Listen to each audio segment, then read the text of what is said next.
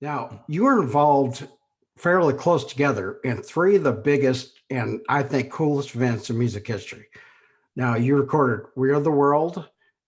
Uh, you reopened the Apollo Theater and brought up Eddie Kendricks and David Ruffin, and then you did Live Aid.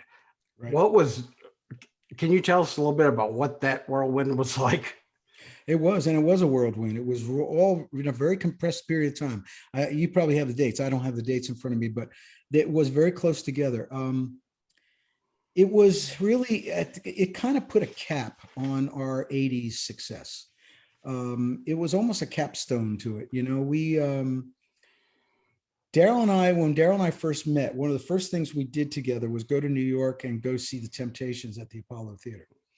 And we sat in the front row. So playing the Apollo, and the Apollo had been closed in late 80s, mid 80s for renovation. And when they were reopening, they wanted to do a special event, and we were going to open the Apollo after the renovation. So we wanted to make it special and do something unique. So we found Eddie and David. David was in the Detroit area, not really doing much. And Eddie was playing Holiday Inns in Alabama and stuff. Uh, and we found them. We reached out to them and we said, "Hey, would you guys come and kind of reprise your Temptations, classic Temptation thing?"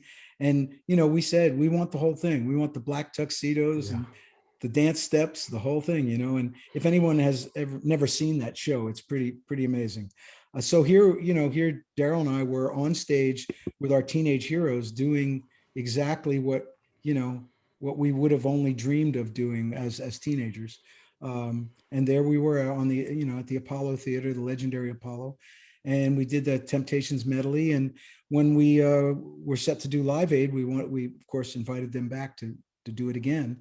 And then of course we backed Mick Jagger and Tina Turner and closed the show at Live Aid in Philadelphia.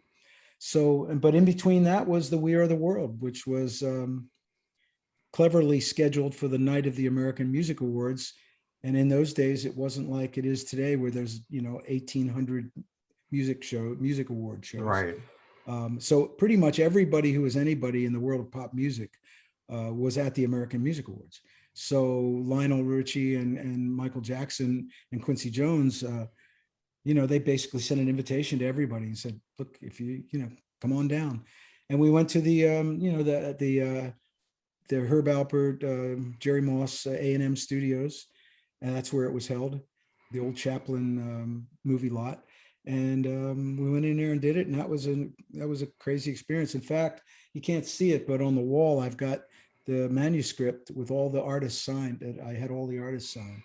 It's one of my proud possessions. So that was like an incredible night, and that all happened within the space of a few months.